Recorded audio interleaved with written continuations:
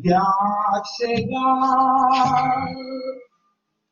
cuando no sé,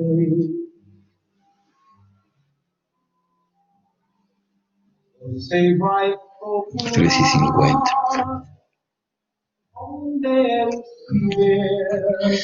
¿Me escuchan? Sí, doctor, se escucha claro. Correcto. Entonces, podemos empezar, ¿no es cierto? Son 13:50. Bien. El día de hoy vamos a desarrollar la clase de insuficiencia respiratoria aguda. Un ratito. Esos son los objetivos de la clase. O sea, exponer el concepto de insuficiencia respiratoria aguda y crónica, explicar la clasificación y causas de insuficiencia respiratoria aguda. Vamos a describir también los síntomas y signos que dependen de la hipoxemia y hipercapnia con su correlación fisiopatológica. Se va a analizar un ejemplo de insuficiencia respiratoria aguda y se va a comparar insuficiencia respiratoria aguda y crónica.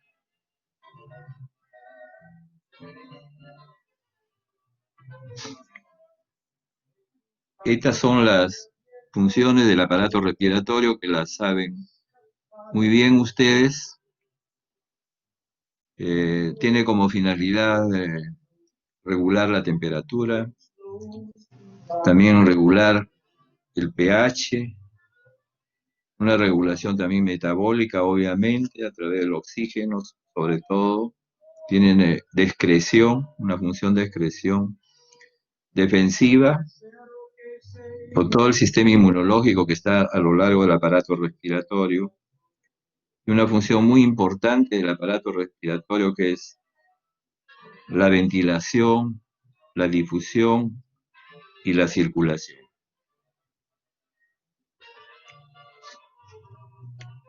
Este es el concepto de insuficiencia respiratoria aguda. O sea, lo pueden leer ahí en la lámina, pero en sí es la capacidad que tenga el aparato respiratorio o la discapacidad que tenga el aparato respiratorio de mantener un buen intercambio de gases, de oxígeno y CO2. Cuando esta capacidad del intercambio de oxígeno y CO2 falla, entonces se produce lo que se llama insuficiencia respiratoria aguda.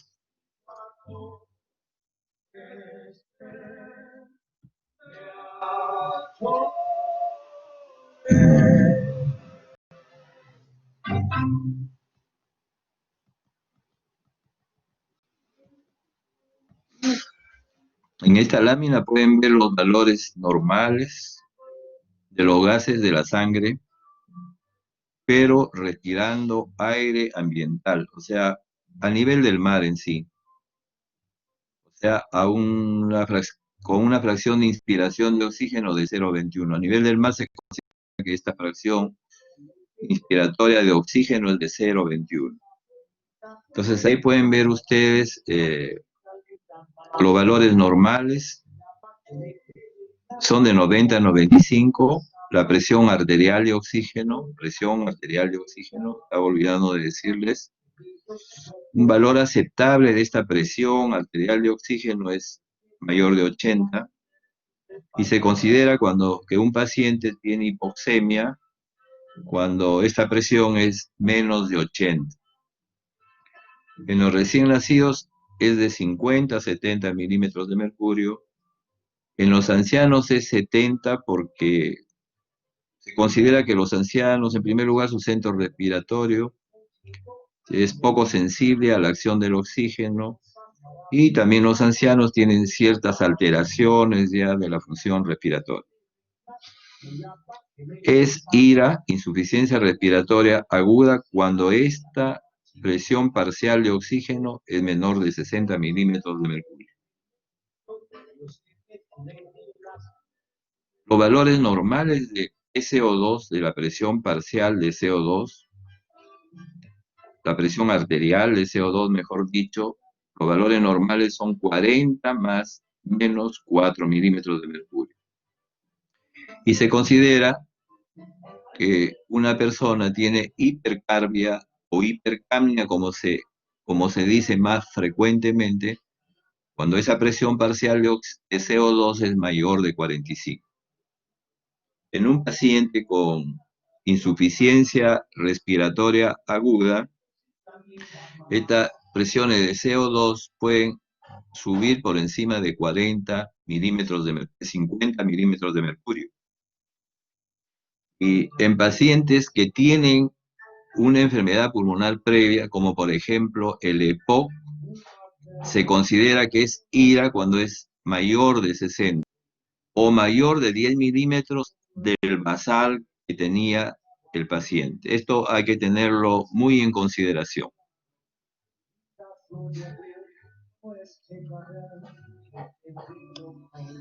Acá tienen ustedes la curva de disociación de la hemoglobina. Como verán, la presión parcial, la presión arterial, mejor dicho, de oxígeno, tiene una relación con la saturación, como pueden ver en el cuadro.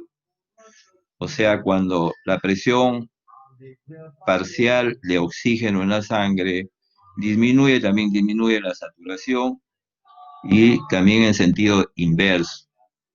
Entonces, cuando el paciente tiene una presión parcial de oxígeno menor de 60, habrá menor saturación. Entonces, la curva de la disociación de la hemoglobina se va hacia la derecha. Eso significa que la hemoglobina no capta más oxígeno a nivel del aparato respiratorio y cede el oxígeno con mayor facilidad a nivel de los tejidos. Entonces, y hay una serie de entidades que pueden desviar la hemoglobina, hacer la disociación de la hemoglobina hacia la derecha. Por ejemplo, cuando aumenta el 2,3-difosfoglicerato, cuando el paciente también está febril, o sea, cuando aumenta la temperatura, y cuando el pH disminuye en sangre. En cambio, la disociación de la hemoglobina se vuelve a la izquierda cuando el 2,3-difosfoglicerato disminuye, cuando la temperatura también disminuye o cuando el pH sube en sangre. Entonces, bajo estas consideraciones, la curva de la hemoglobina se irán pues a la derecha, a la izquierda. También en anemia, la curva de la disociación de la hemoglobina puede virar hacia la derecha. Esta es una clasificación de la insuficiencia respiratoria según el gas afectado. Por ejemplo, se dice que la insuficiencia respiratoria aguda puede ser hipoxémica, parcial o tipo 1, cuando la presión parcial, o mejor dicho, cuando la presión arterial de oxígeno es menor de 60. En esas circunstancias, la disminución del oxígeno arterial va a traer como consecuencia un estímulo del centro respiratorio. Y ese estímulo va a tratar de producir una compensación aumentando la frecuencia respiratoria y como consecuencia el PCO2 disminuye. Generalmente el PCO2 disminuye, pero en la insuficiencia respiratoria hipoxémica tipo 1 el PCO2 también puede estar normal. En cambio, en la insuficiencia respiratoria hipercápnica, que también se le llama global o tipo 2, La presión arterial de oxígeno es menor de 60 milímetros de mercurio y el PCO2 es mayor de 50 milímetros de mercurio.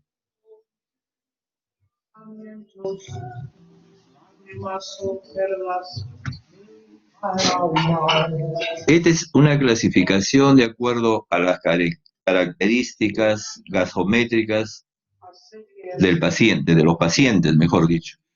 O sea, para ello nosotros tenemos que tener pues, el AGA a la mano, ¿no? Entonces, las insuficiencias respiratorias se van a dividir así en tipo 1, cuando es hipoxémica, como ya lo dijimos, en tipo 2, cuando es hipercámnica, en IRA tipo 3, cuando es perioperatoria, que se produce alrededor de un acto quirúrgico, y donde el paciente tiene cierto grado de comorbilidad, por ejemplo, es obeso, el paciente ha tenido problemas previos respiratorios, también cuando el paciente tiene mucho dolor o cuando ha tenido una cirugía abdominal importante o tóraco-abdominal en todo caso. En cambio, la IRA tipo 4 es aquella IRA que se acompaña de shock y alteración multiorgánica. Y todas estas alteraciones multiorgánicas se producen por hipoperfusión.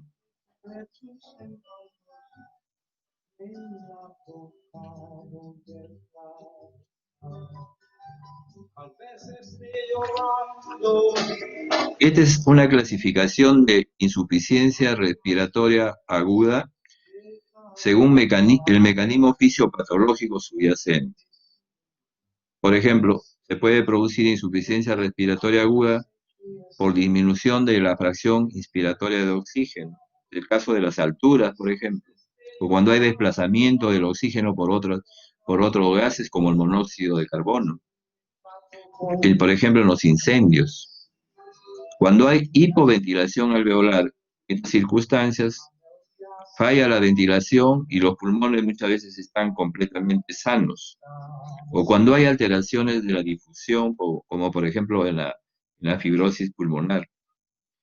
También cuando hay alteraciones de la ventilación, perfusión, o cuando hay un efecto shunt derecho-izquierdo. O sea que la sangre que pasa por los vasos no se airea adecuadamente.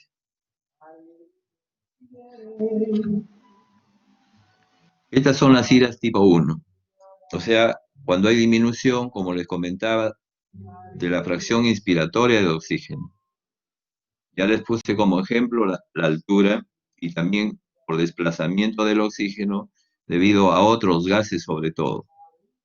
Cuando hay trastorno de la difusión, como en el caso que les comenté también, de la fibrosis pulmonar, cuando hay desequilibrios de ventilación-perfusión, por ejemplo en el EPOC, donde hay ciertos pulmones que están bien aireados y otros no lo están. Y en el shunt intrapulmonar, donde pasa la circulación pero no se oxigena.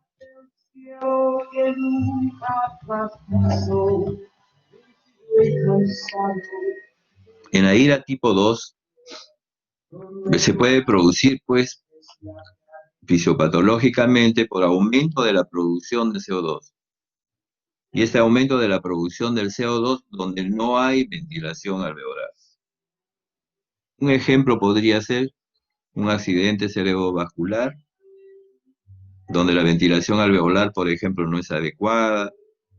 En un paciente que tiene una enfermedad de Guillain-Barré, en su último estadio, la ventilación alveolar no es adecuada.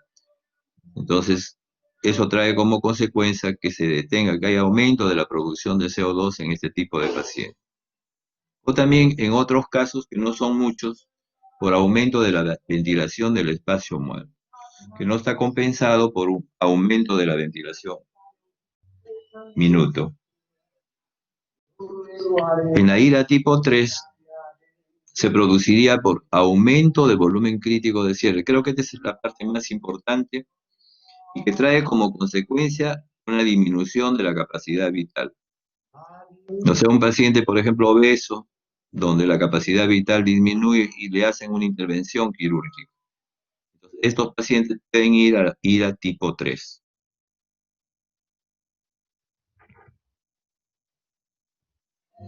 Este es un pequeño cuadrito donde, como ocurre, algunos médicos consideran que pueden haber insuficiencias respiratorias también de tipo mixta. Entonces, ¿cómo estarían los gases y la gradiente alveolo arterial en una insuficiencia respiratoria tipo 1, tipo 2 y mixta? Miren, en el tipo 1, la presión arterial de oxígeno está en menos de 60 milímetros de mercurio. La presión arterial de CO2 está normal o disminuida. Ya comentamos por mecanismo compensatorio. Si hay hipoxemia y estímulo al centro respiratorio, aumento de la frecuencia respiratoria y como consecuencia disminución del PCO2. En estos casos, la gradiente alveolo arterial está aumentada. La gradiente alveolo arterial es muy importante para determinar si la patología está en el pulmón o fuera del pulmón, o es extrapulmonar. En estos casos, generalmente, la causa de este tipo de patología generalmente son pulmonares. En el tipo 2, la presión arterial de oxígeno es menos de 85 milímetros de mercurio. Y el PCO2 es mayor de 50 milímetros de mercurio. Cuando el paciente, lógicamente, tiene una insuficiencia respiratoria aguda. Y en pacientes con EPOC, este PCO2 debe ser mayor de 60 milímetros de mercurio. Y acá van a ver que el pH puede ser menos de 7.35, porque es obvio, al aumentar los niveles de PCO2, van a traer como consecuencia un cierto grado de acidosis. Y en la mixta, la presión arterial de oxígeno es menos de 60 milímetros de mercurio, el PCO2 es mayor de 50 milímetros de mercurio y la gradiente alveolo arterial está aumentada. Fíjense bien en esto de la gradiente alveolo arterial, que en la insuficiencia respiratoria tipo 1 está aumentada. En la mixta está aumentada, en el tipo 2 está normal. Esto nos va a indicar, pues, o sirve para ver la performance pulmonar. Cuando la gradiente alveolo arterial está aumentada es porque la patología está en el parénquima pulmonar, en el pulmón. En cambio, cuando está normal es extrapulmonar. Luego, la insuficiencia respiratoria tipo 3, ya les comento, es por limitación de la expansión torácica, donde la capacidad vital se altera generalmente. En pacientes, pues, que son obesos, etcétera, que tienen mucho dolor y a quienes se les ha practicado una cirugía tóraco-abdominal importante. Luego, la tipo 4, como ya comentamos, se acompaña de shock, puede ser cardiogénico, hipovolémico, séptico, y también pueden haber fallas de otros órganos del cuerpo.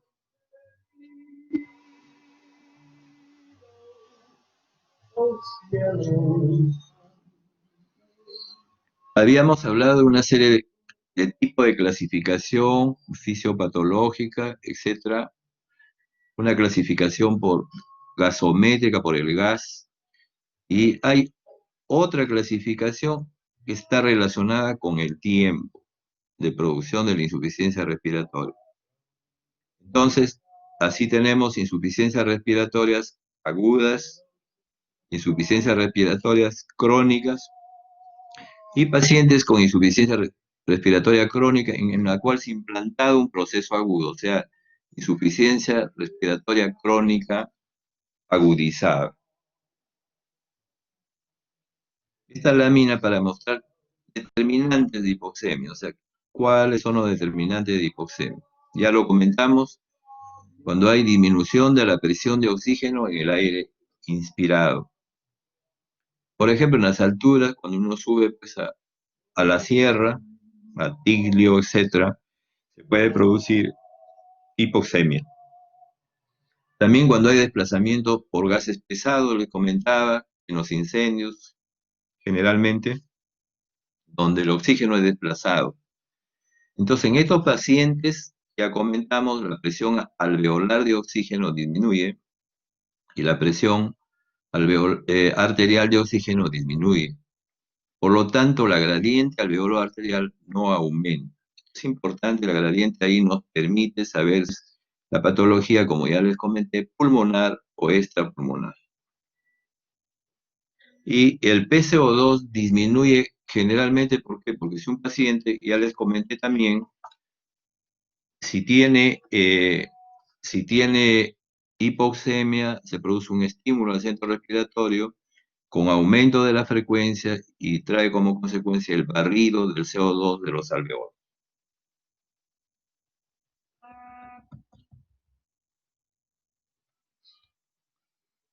Acá también hay otros determinantes de hipoxemia, pero sobre todo aumento del CO2, son la hipoventilación alveolar.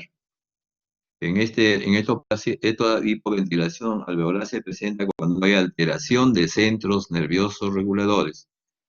Generalmente se produce por mala irrigación del centro respiratorio, por lo tanto hay poco aporte de oxígeno al centro respiratorio. Los ejemplos clásicos podrían ser los accidentes cerebrovasculares, las hemorragias, las isquemias, tal vez neoplasias en algunas circunstancias.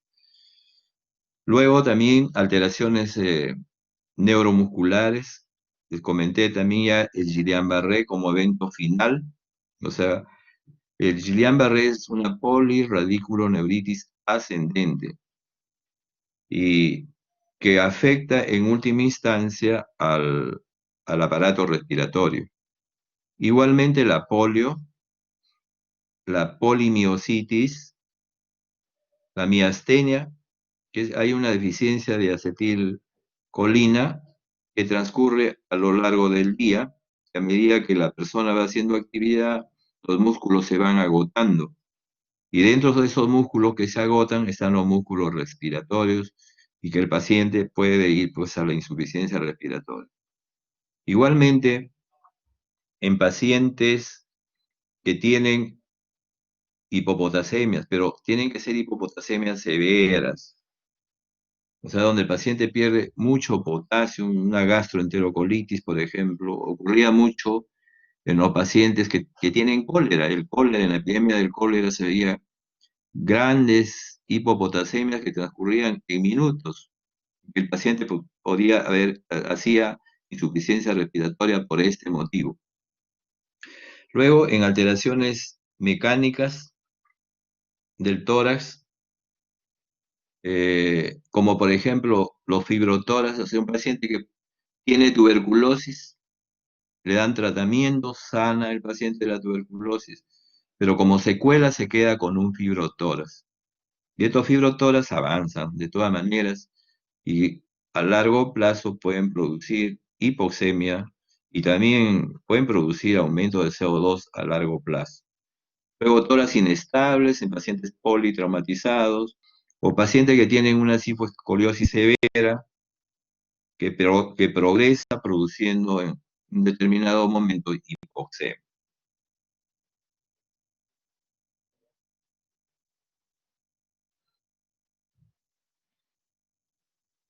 Otros determinantes de hipoxemia. Todas las alteraciones de la difusión alveolar arterial. Creo que acá el ejemplo clásico sería la fibrosis pulmonar. También en pacientes con alteraciones de la relación ventilación-perfusión, en los pacientes ya les dije de EPOC, donde se dañan los grupos acinares. Esto trae como consecuencia que hayan grupos acinares que están bien ventilados y otros que están mal ventilados.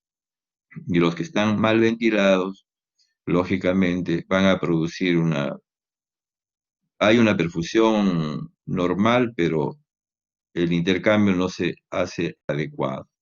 Y los pacientes con efectos shunt, donde la circulación va a pasar, pero no se oxigena la sangre.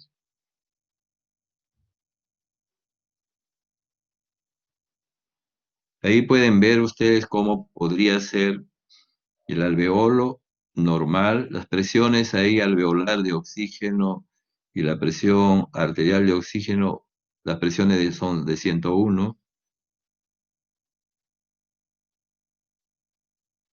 y la presión, ahí van a ver arterial de oxígeno y la presión arterial de CO2 están en 40, o sea, están normales.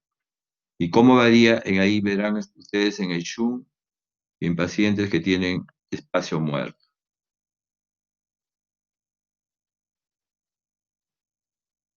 Acá está más desmenuzado la etiología de hipoxemia, o sea, causa según el mecanismo de producción. Por ejemplo, alteraciones cardiovasculares, un edema agudo del pulmón, donde hay extravasación del líquido hacia el intersticio del pulmón, y eso impide respirar, estimula el centro respiratorio y produce insuficiencia respiratoria. En los pacientes que tienen valvulopatías izquierdas, por ejemplo, aórtica, por ejemplo, mitral, y a largo plazo esto repercute en forma retrógrada hacia el pulmón, condicionando insuficiencia respiratoria. En pacientes que tienen disfunción ventricular izquierda, por ejemplo, un paciente que tiene un infarto pulmonar,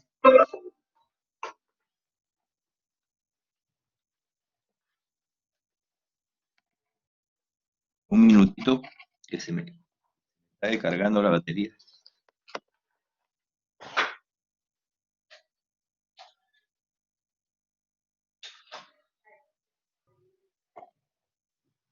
Muy bien. Eh, Estábamos hablando de disfunción ventricular izquierda, por ejemplo, por un infarto que se produce afectando el ventrículo izquierdo, entonces produciendo insuficiencia cardíaca en forma retrógrada. En pacientes con arritmias, especialmente en fibrilación auricular, y en las taquiarritmias, las que son marcadas, o en sobrecarga de volumen. Por ejemplo, llega un anciano, un adulto mayor, y este anciano adulto mayor nos equivocamos dándole mucho aporte de agua. Entonces, producimos una sobrecarga de volumen. Como dicen a veces los médicos, se charquea al paciente. Estos pacientes entran en insuficiencia respiratoria aguda.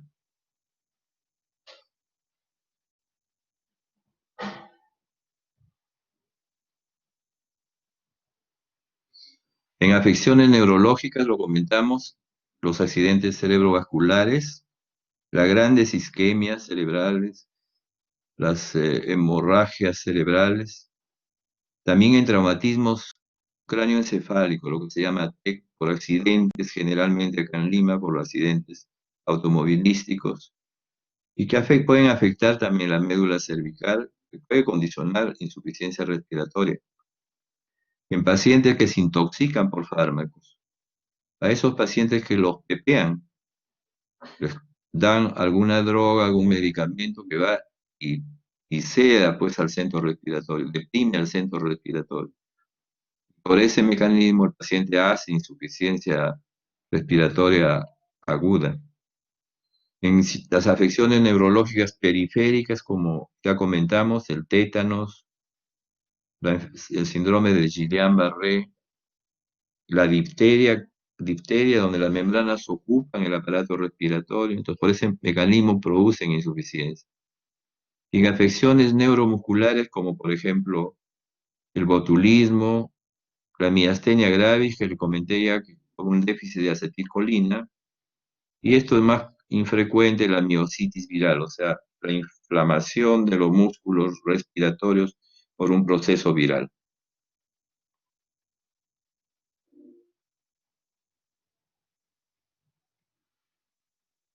Luego, alteraciones de las estructuras torácicas, por ejemplo, ya les comenté, por un paciente que se traumatiza, traumatismos torácicos, o en pacientes que presentan neumotoras.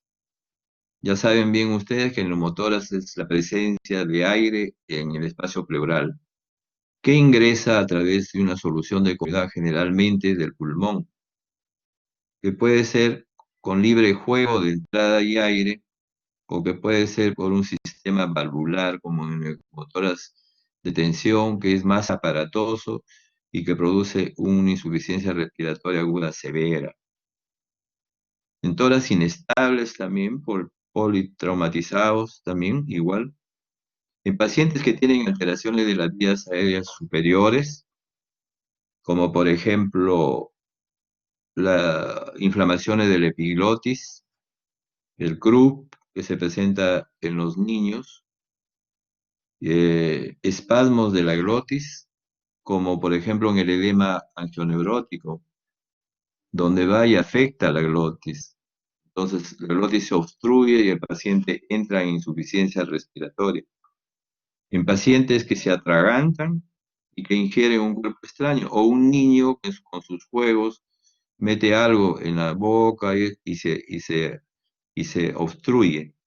Entonces, los cuerpos extraños que también dan origen a insuficiencia respiratoria. En el caso del edema angioneurótico, cuando se produce y afecta la glotis, la única forma de salir de ese proceso de la obstrucción de la glotis es colocándose adrenalina. Eso ocurre en los pacientes que son susceptibles, sensibles a algo, ¿no? A medicamentos, etcétera. Por eso que en la historia clínica uno debe averiguar en los antecedentes si el paciente es sensible a ciertos medicamentos, a ciertos alimentos, porque hay muchos pacientes que hacen mucha sensibilidad, entonces, y pueden afectar la glotis. La única forma, como les acabo de comentar, es colocándoles adrenalina. Luego, en hemoptisis masiva, ya ustedes definieron, creo, hemoptisis masiva cuando es más de 600 centímetros cúbicos o más de 150 milímetros por hora. Y dentro de esta hemoptisis masiva está la hemoptisis amenazante. Algunos en las clasificaciones le colocan hemoptisis amenazante. Cuando el paciente tiene más de 600 centímetros cúbicos y alteración de otros órganos, ¿no? Por el shock hipovolémico que puede tener este paciente.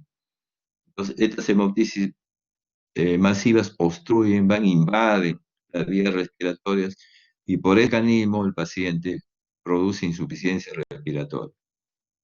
Luego, alteraciones de las vías aéreas bajas y del parénquima pulmonar. El ejemplo clásico, creo, de la vía aérea baja es el asma. El paciente asmático es sensible y en ello se va a producir por un alergeno, perdón, una reacción antígeno-anticuerpo en la mucosa bronquial y como consecuencia la inflama.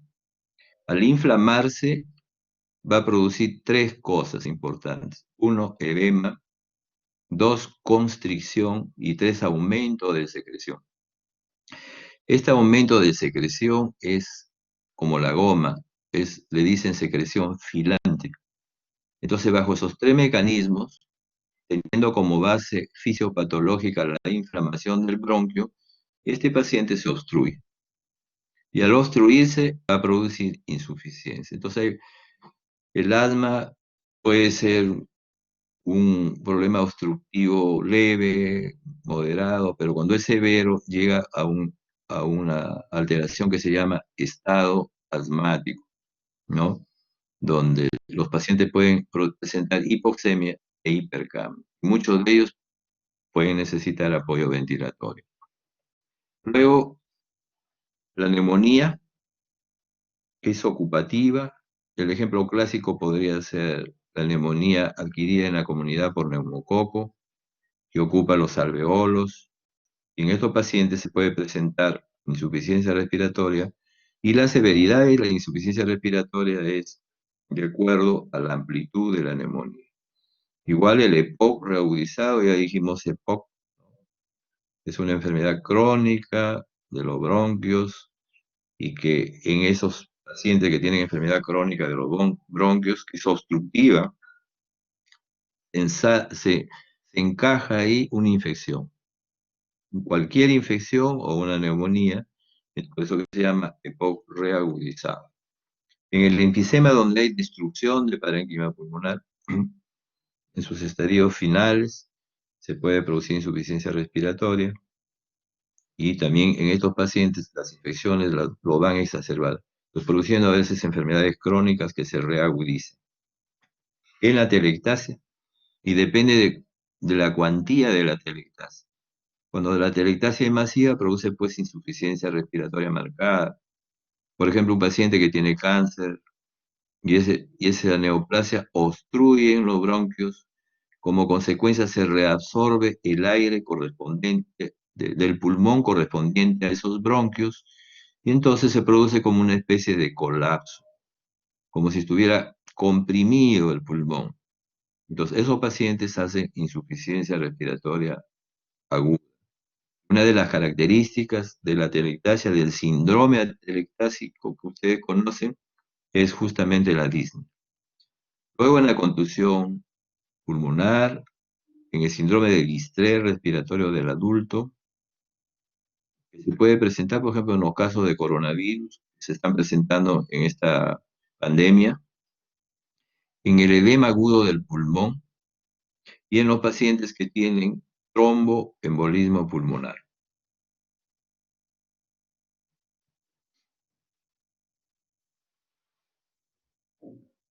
En el postoperatorio ya les comenté, en estos pacientes disminuye la capacidad vital, sobre todo, entonces se reduce la ventilación.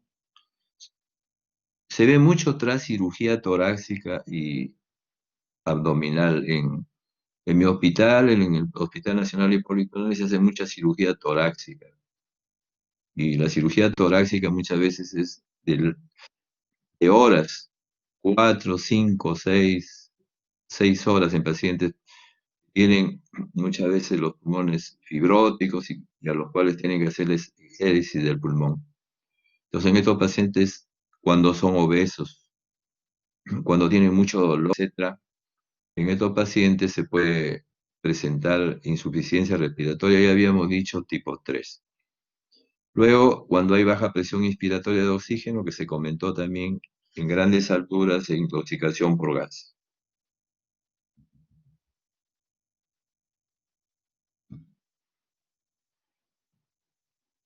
Entonces,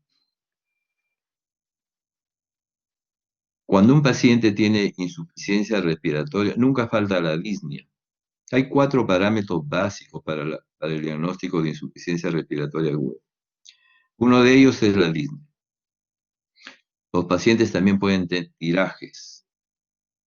Y después el paciente tiene hipoxemia, o sea, disnea, hipoxemia. Nunca faltan casi en insuficiencia respiratoria aguda.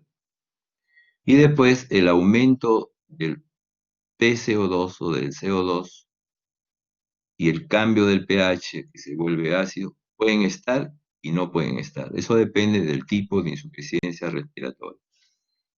Entonces,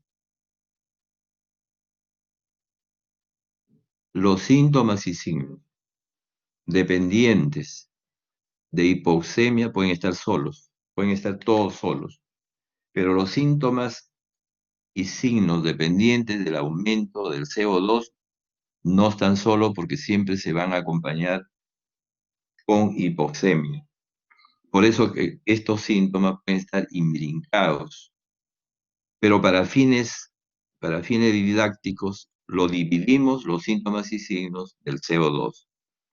En este momento, primeramente, les voy a explicar los síntomas y signos dependientes de la disminución de oxígeno, o sea, de hipoxemia.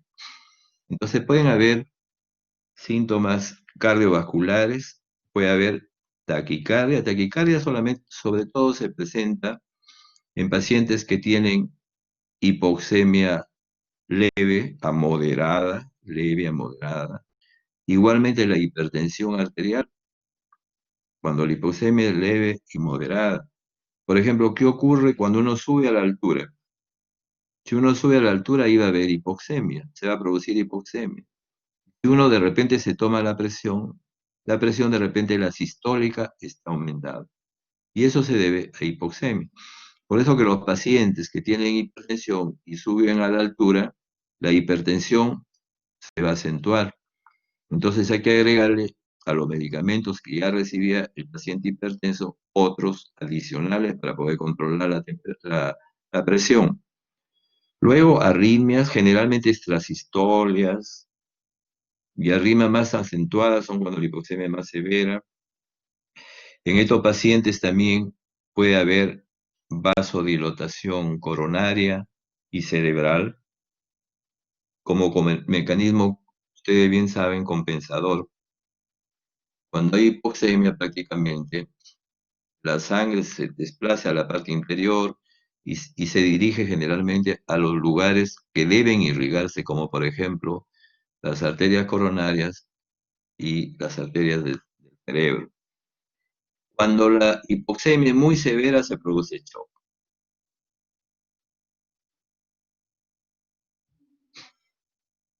Les había dicho que en la clínica la disnea siempre estaba en ira.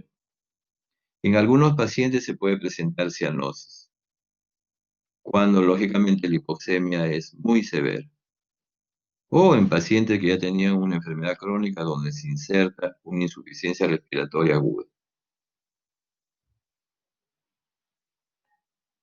Quería comentarles también que los pacientes con hipoxemia severa pueden tener bradicardia cuando es muy severa, y los pacientes también pueden tener convulsiones y pueden ir al coma, como ya comentamos hace un rato.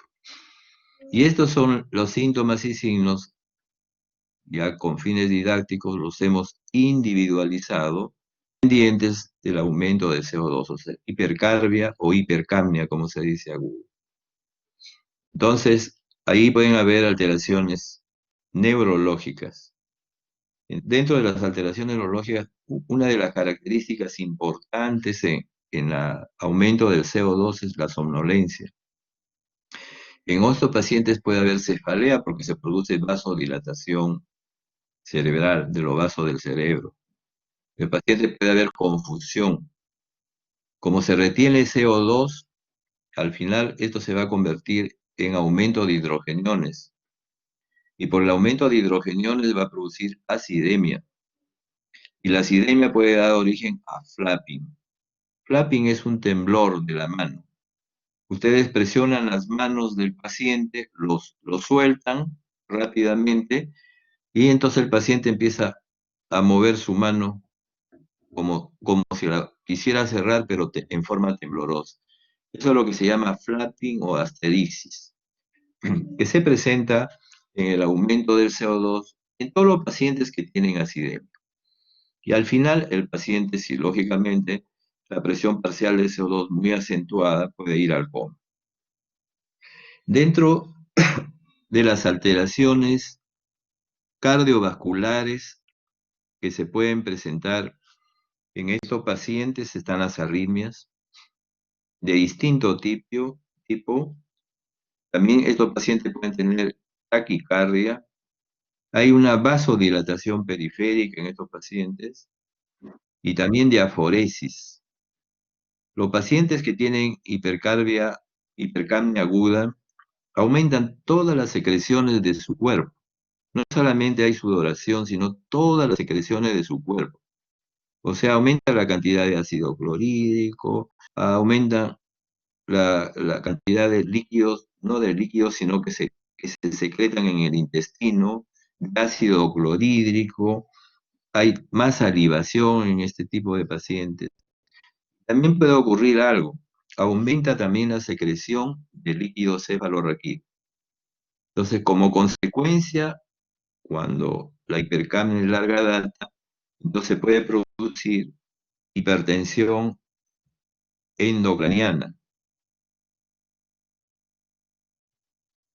Se puede presentar hipertensión endocraniana, entonces el paciente puede tener mucha cefalea, puede tener vómitos explosivos. Los vómitos explosivos son una característica de la hipertensión endocraniana. Y como le dije, si hay larga edad y ustedes le hacen un fondo de ojo, hay edema de papila. O sea que en estos pacientes produciría lo que se llama un síndrome pseudotumoral. O sea, todas las manifestaciones como si hubiera un tumor no habiéndolo, porque esto depende solamente de un aumento de la secreción del líquido cefalorraquídeo, produciendo como consecuencia la hipertensión endocraniana. También cuando aumenta el CO2, ya les dije, se produce acidemia. Cuando hay acidemia, en todas las acidemias en general, puede haber trastornos en la permeabilidad del hepatocito. O sea, las enzimas del hepatocito salen a sangre. Entonces ustedes pueden encontrar niveles moderadamente altos de transaminasa glutámico oxalacética y pirúvica. Y puede hacer confundir, ¿no? Como si el paciente tuviera una lesión en el hepatocito. También cuando aumenta el CO2, disminuye también, pues, se produce una vasoconstricción en la arteriola aferente del riñón. Y eso puede traer como consecuencia en algunos pacientes oligoanuria, o sea, insuficiencia renal. Este es el diagnóstico diferencial con el que se tendría que hacer la insuficiencia respiratoria aguda. Por ejemplo, el síndrome de hiperventilación crónica, en los pacientes que tienen acidosis metabólica severa, por muchas causas, ¿no? La- por ejemplo, el diabético, etcétera. Los pacientes que tienen anemia severa. Los que tienen anemia severa, sobre todo debajo de 8 gramos de hemoglobina. En ese tipo de pacientes va a haber un gran estímulo al centro respiratorio e insuficiencia respiratoria.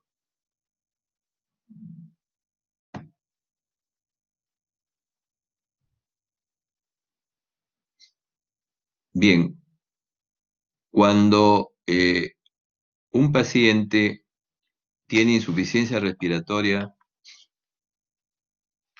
uno tiene que verlo integralmente. Es necesario verlo integralmente. Entonces, siempre hay que averiguar la causa que condiciona el síndrome de insuficiencia respiratoria aguda. No se olviden, la insuficiencia respiratoria es un síndrome. Por lo tanto, hay que buscar la causa que lo condiciona. Entonces, cuando recibimos un paciente con insuficiencia respiratoria, hay que indagar por otros síntomas y signos, como por ejemplo, ya dijimos, la línea que forma parte de la insuficiencia respiratoria.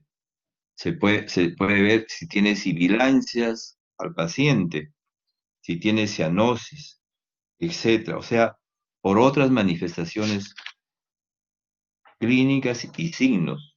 Hay que también ver los signos vitales, como dice ahí. Hay que examinarle la piel para ver si el paciente tiene cianosis, el cuello para ver si el paciente tiene ingurgitación yugular y de repente el paciente tenga, pues, un problema cardíaco que está condicionando insuficiencia respiratoria aguda. En pacientes que a veces tienen taponamientos cardíacos. Luego hay que los pulmones, la sintomatología y la signología del pulmón.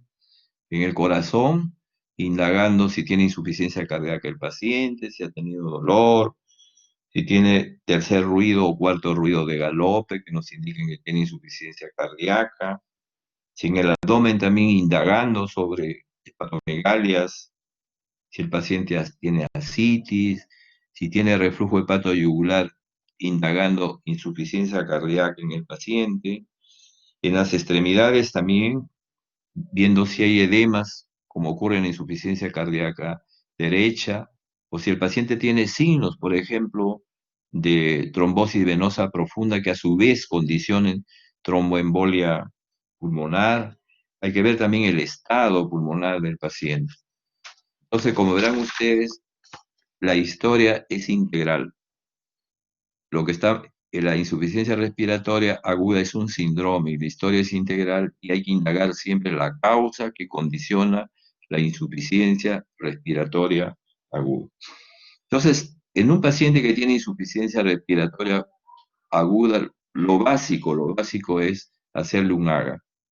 O, como una cosa a la cabecera del paciente, uno puede hacerle una oximetría que nos va a medir la saturación de oxígeno. Y se le va a tomar una muestra para poder hacerle el AGA, para que en el laboratorio le hagan el AGA. También se le pueden hacer una serie de exámenes, como por ejemplo una radiografía de tórax, póstero anterior o lateral si la necesitamos. También podemos hacer en estos pacientes una ecografía, un ratito. Entonces le podemos hacer una ecografía y también podemos hacerle a estos pacientes un electrocardiograma, una tomografía de pulmón, sobre todo en estos tiempos, ¿no han visto que los pacientes con COVID le piden su tomografía del pulmón? Tomografía de pulmón en los pacientes con COVID es de gran importancia. Ustedes saben que los pacientes con COVID, un porcentaje, un 10% hace, en adultos sobre todo, pueden condicionar insuficiencia respiratoria, que es el evento final porque hacen una neumonía. Y esta neumonía a veces no es muy bien visualizada por la placa de tórax. Sin embargo, es muy bien visualizada por la tomografía. Si bien a la tomografía no la usan como despistaje, pero es de gran importancia para detectar el diagnóstico y también para el pronóstico del paciente con COVID. Entonces, la tomografía también en este tipo de pacientes se puede hacer. Y también se pueden hacer una gamografía de ventilación-perfusión en los pacientes que uno presume pueda tener una embolia pulmonar.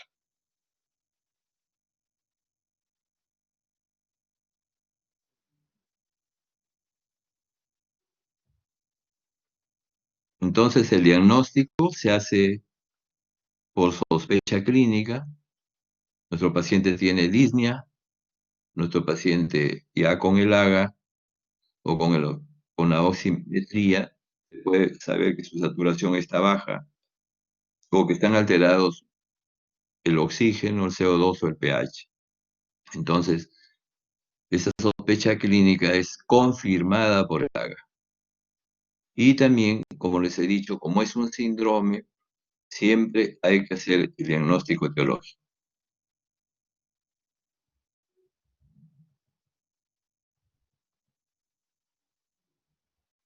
Estas son las cifras normales de la gasometría arterial, el AGA. O sea, si ustedes a un paciente lo ven con una insuficiencia respiratoria, lo primero que van a hacer es hacerle, lógicamente, su AGA, ¿no es cierto? Estos son los valores normales. El pH varía de 7.4 más menos 0.04. En sí, yo creo que el pH de ahí es de 7.35 a 7.45. Casi parecido a lo que está acá. El PCO2 va de 40 más menos 4 milímetros de mercurio. El bicarbonato es 24 más menos 2 mil equivalentes por litro. El déficit de bases es 2.5. La presión arterial de oxígeno es de 80 a 90, como ya lo comentamos. Y la saturación de la hemoglobina normal es mayor de 98%.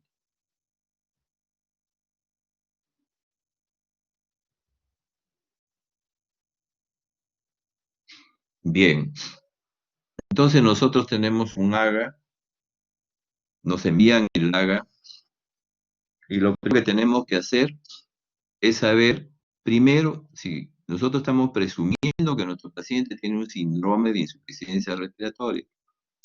Entonces, lo primero que tenemos que hacer es, ¿el paciente está en insuficiencia respiratoria, sí o no? Entonces, vamos a ver la presión arterial de oxígeno. Si la presión arterial de oxígeno es menos de 60 milímetros de mercurio, nuestro paciente está en insuficiencia respiratoria aguda. De inmediato, nosotros vamos a ver qué tipo de insuficiencia respiratoria tiene nuestro paciente. Si nuestro paciente tiene un PCO2 normal o menor de 50 con hipoxemia, o sea, con una presión arterial de oxígeno menor de 60 milímetros de mercurio, entonces estamos frente a una insuficiencia respiratoria tipo 1. En cambio, si nuestro paciente tiene el PCO2 mayor de 50 milímetros de mercurio, tiene una insuficiencia respiratoria tipo 2. En estas circunstancias, como les pasé en el cuadrito anterior, la hipoxemia no es tan marcada. Y de acá se puede deducir también la perioperatoria o la de tipo 4, donde ya el paciente tiene shock.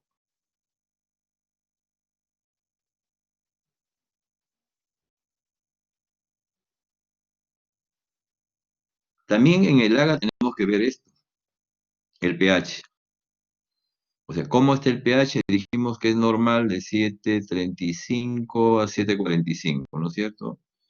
Acá creo que no le pondríamos 7,4 como está ahí, sino, por ejemplo, menos de 7,35. Si el pH lo vemos menos de 7,35 ahí, decimos que nuestro paciente está acidémico, ¿ya? Que nuestro paciente está acidémico. Y si está en más de 7,4, decimos que nuestro paciente está alcalémico.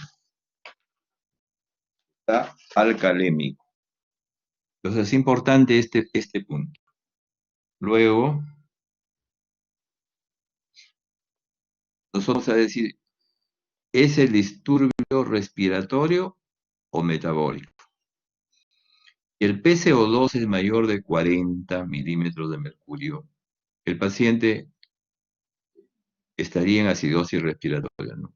Por ejemplo, 50 milímetros de mercurio.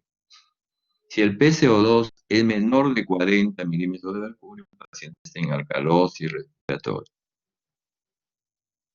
Ahora, si el bicarbonato es menor de 24 mil equivalentes por litro, el paciente está en acidosis metabólica. Y si el bicarbonato es mayor de 24 mil equivalentes por litro, está en alcalosis metabólica. Eso es para ver el disturbio respiratorio o metabólico.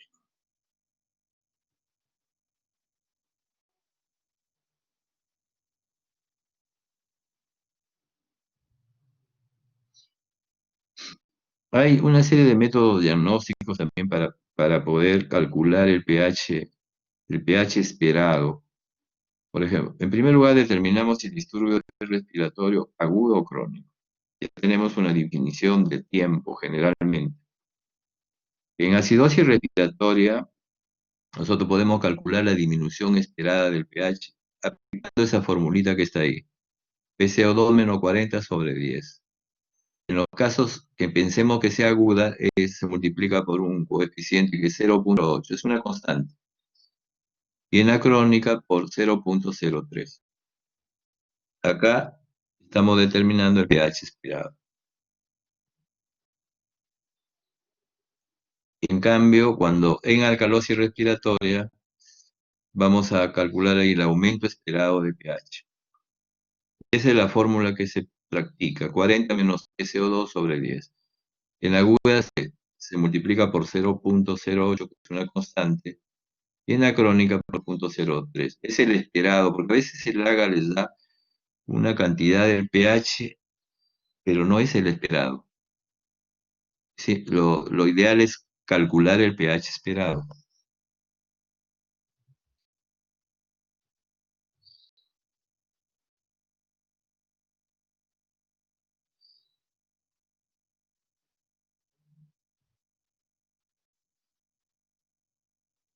Acá tiene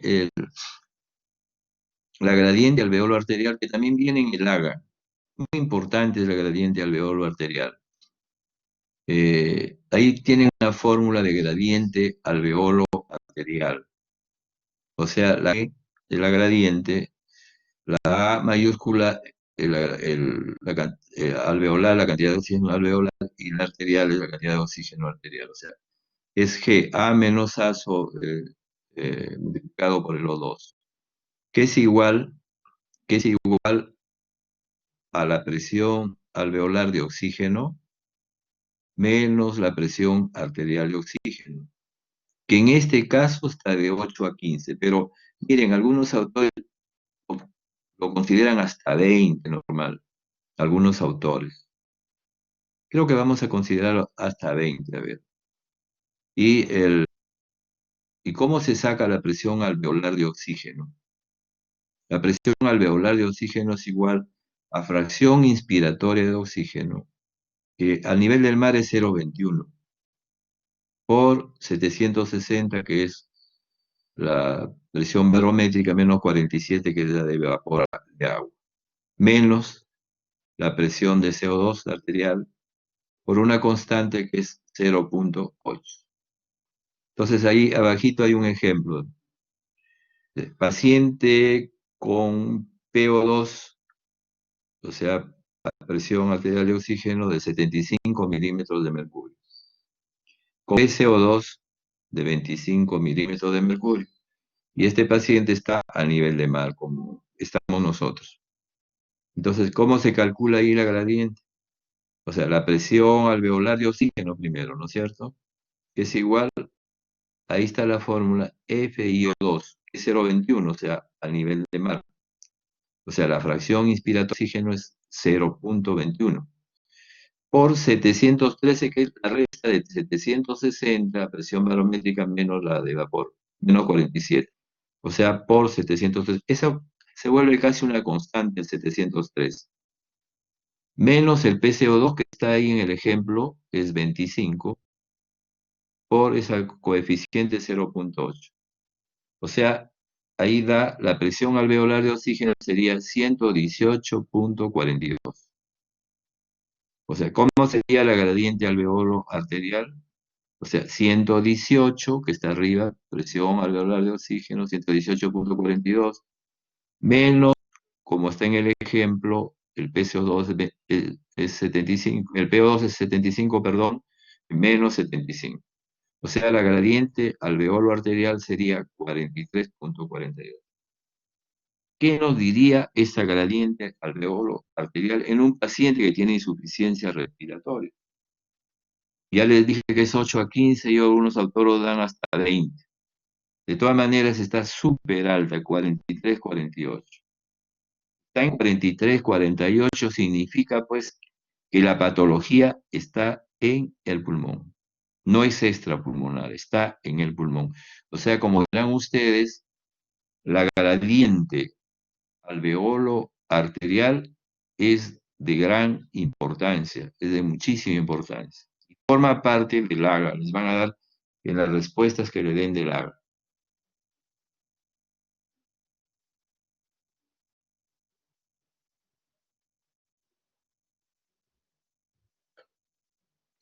Acá, la gradiente alveolo arterial en pacientes normales, va a haber la hipoventilación. En la hipercapnia hay una falla ventilatoria. Ya habíamos comentado, cuando hay hipercapnia por falla ventilatoria, la gradiente está normal. Igual en normocapnia. Entonces, en cambio, la gradiente alveolo arterial está aumentada, por ejemplo, cuando hay falla del pulmón. ¿No es cierto? Ahí dice falla de la alteración, hay una falla, hay una alteración, perdón, en la ventilación perfusión o el efecto shunt. En ambos casos, la gradiente alveolo arterial está aumentada. En el primer caso se corrige con oxígeno y en el segundo caso no se corrige, porque es obvio. Pasa el pequeño vasito por el alveolo, no se oxigena. Le dan oxígeno a ustedes y no funciona, porque es una falla ahí del, del vaso que pasa por el alveolo. Este es otro dato que les van a dar en el AGA. O sea, la relación, el PAFI que le dicen PAFI, que es la relación de la presión arterial de oxígeno con la fracción inspiratoria de oxígeno, sobre la fracción inspiratoria de oxígeno. Lo normal es 300 y mayor de 300. Cuando este PAFI baja, entonces esa relación, esa alteración es leve. Esto tiene que ver mucho con la hipoxemia. Entonces el leve está en 225, 299. Moderada es cuando es de 175 a 224. Severa de 100 a 124 y muy severa menor de 100. Un poco sirve para hacer el seguimiento, ¿no? De cómo es el comportamiento de la presión arterial de oxígeno. Y Y a medida que esto se va alterando, entonces esa relación PAFI también se va alterando, va disminuyendo. Tal vez serviría también en algún momento para ver qué pacientes entran a apoyo ventilatorio. Generalmente cuando es severa, muy severa. Pero de severa ya uno piensa menos, por ejemplo, de 100, ya uno debe estar pensando que ese paciente necesita apoyo ventilatorio. Un poco lo que ocurre con los pacientes de COVID.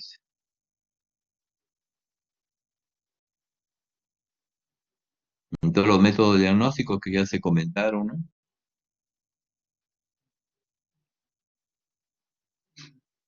Esa es la radiografía de tórax, recuerdan que hablamos póster anterior o lateral, encuentra normal, por ejemplo, en el EPOC, en el asma, en la disfunción neuromuscular, o sea, generalmente los ventilatorios, y anormales pues, cuando hay infección, una neumonía, por ejemplo, cuando hay edema agudo del pulmón, por falla ventricular, etcétera, en paciente con atelectasias, en paciente que tiene neumotórax.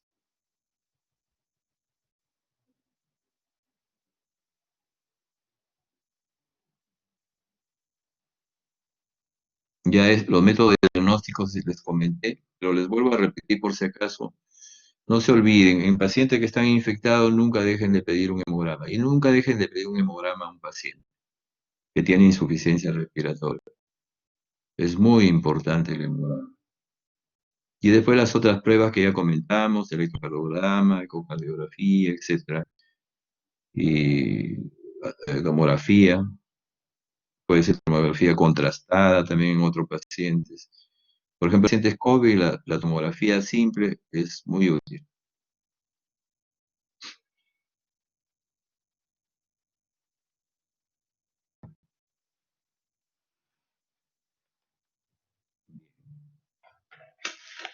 Vamos a hacer obviamente un ligero comentario sobre la insuficiencia respiratoria crónica.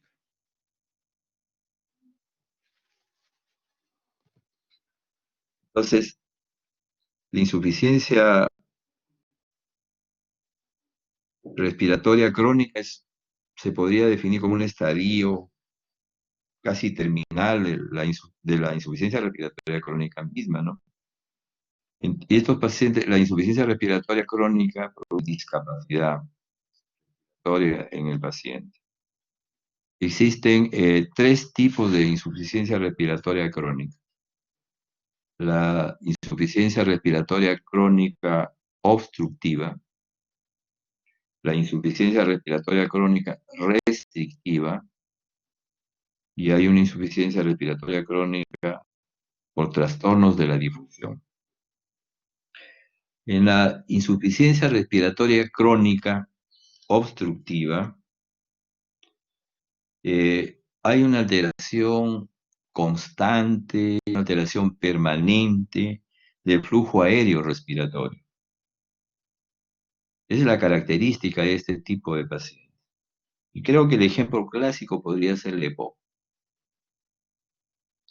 El EPOC donde hay una alteración del flujo respiratorio. Pero hay una serie de enfermedades que pueden condicionar todo esto. Por ejemplo, la bronquitis crónica, por ejemplo, el enfisema, donde hay destrucción, como comentamos, del parénquima pulmonar, y este pierde su elasticidad. En estos pacientes tienen un antecedente muy importante, las insuficiencias respiratorias crónicas obstructivas. El antecedente importante es el consumo de tabaco. Entonces, el consumo de tabaco va a dar origen a una bronquitis crónica.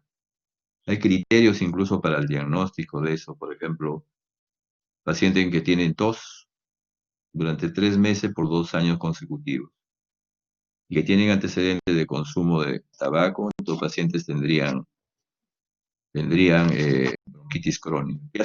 A largo plazo van al enfisema, van a la enfermedad pulmonar obstructiva crónica. La característica de este tipo, los que fuman tabaco en este tipo de pacientes tienen que ser unos fumadores empedernidos. Felizmente acá en el Perú no hay mucho fumador, la gente no fuma mucho, pero en países desarrollados la gente fuma en cantidades. Entonces hay que quedar en la historia clínica, no se olviden considerar en los antecedentes, considerar el consumo de tabaco. ¿Cuántos cigarrillos diarios consume un paciente? ¿Y por cuánto tiempo? 20 cigarrillos, 15 cigarrillos, por 10 años, etcétera, son datos muy importantes, ¿no? A considerar cuando un paciente viene con insuficiencia respiratoria crónica y uno presume que tiene bronquitis crónica o enfermedad pulmonar obstructiva crónica. Entonces, eso es importante. Luego, la otra es la insuficiencia respiratoria crónica restrictiva. Me estaba olvidando que en la insuficiencia respiratoria crónica obstructiva, generalmente la presión arterial de oxígeno es menor de 60 milímetros de mercurio, ya, menor de 60. En la insuficiencia respiratoria crónica restrictiva hay una cosa muy importante. Acá los pulmones están sanos. Lo que se altera es la mecánica, la alteración mecánica de la respiración. O sea, casi todos estos pacientes cursan pues con hipoventilación, casi tipo 2, como estábamos hablando anteriormente, ¿no? Tipo 2. Entonces, en estos pulmones en todas las afecciones que producen hipoventilación crónica. Ya habíamos comentado, ¿recuerdan?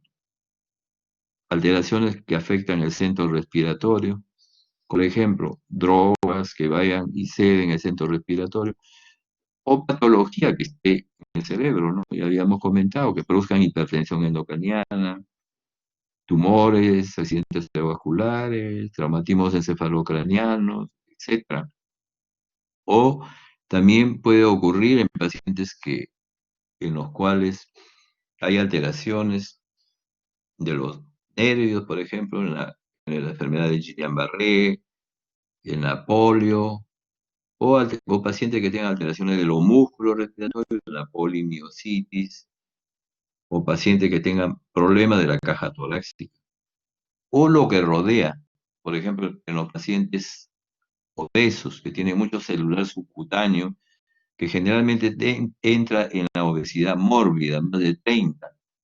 Estos pacientes suelen hacer un síndrome que se llama de Piwich. Les voy a enumerar las letras. P-I-C-W, P-I, no, perdón, P-I-W-I-C-K, Piwich. El síndrome de Piwich, lo pueden buscar si quieren ustedes, se presenta en pacientes obesos, obesidad mórbida, como los músculos respiratorios están súper infiltrados, entonces estos pacientes se quedan dormidos. Cualquier sitio. ¿Por qué? Porque entran, hipoventilan. Pueden hacer este tipo de insuficiencia respiratoria, hipoventilación. Esos son los pacientes que se van, por ejemplo, a las clases, o los pacientes que se van a las charlas y se quedan, están en primera fila, pero se quedan dormidos. No pueden con, con esta hipoventilación. Entonces, la obesidad no tener en cuenta. Y después otros trastornos como la cifoescoliosis, etc. Estos pacientes generalmente tienen un PaCO2 mayor de 45 milímetros. ¿Ya? Mayor de 45 milímetros.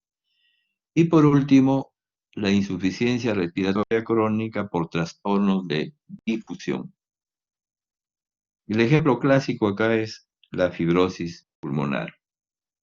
¿Ya? La fibrosis pulmonar, donde hay una alteración de la difusión y la presión arterial de oxígeno es menor de 70 milímetros de mercurio. Cuando uno quiere valorar estos pacientes con insuficiencia respiratoria crónica, sobre todo en el primer caso, en la insuficiencia respiratoria crónica obstructiva, a veces se pueden hacer una serie de pruebas.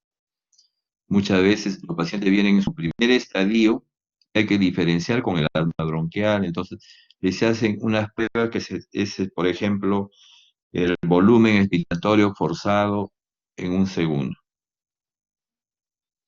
que le ponen algunos como BEM, volumen expiratorio máximo forzado en un segundo, y la capacidad vital también forzada en un segundo. Correcto. Entonces, miren ahí en el cuadro cómo uno puede diferenciar la insuficiencia respiratoria aguda y la insuficiencia respiratoria crónica. Pero miren, es agudo, ¿no? Su tiempo de evolución es corto.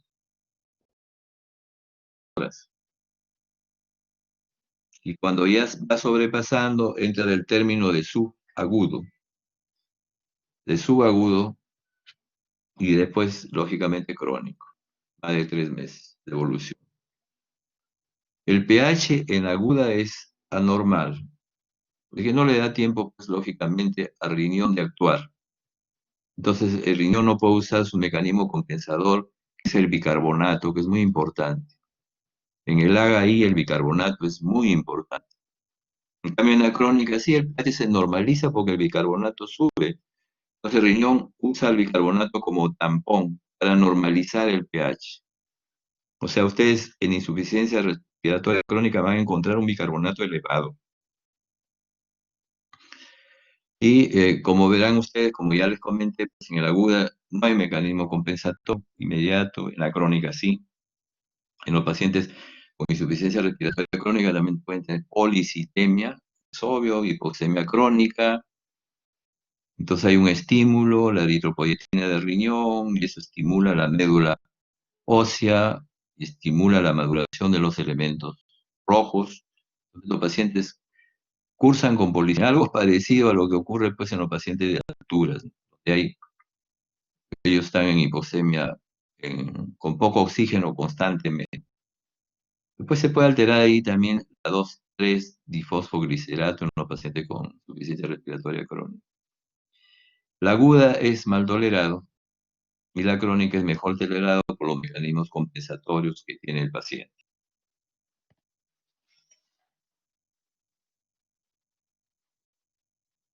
Bien, estos son la bibliografía que se ha consultado y con esto damos por terminada la reunión. No sé si ustedes tienen alguna pregunta que hacer.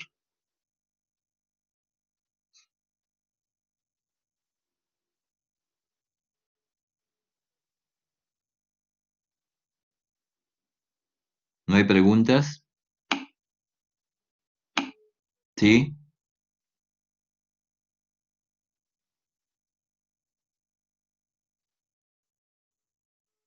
¿No hay ninguna pregunta? Entonces, No, doctor, está todo claro. todo está claro. Me alegra que esté claro, porque ya acaba de venir una o dos preguntitas. Ya, entonces nos estamos despidiendo hasta el día del examen. Buenas tardes.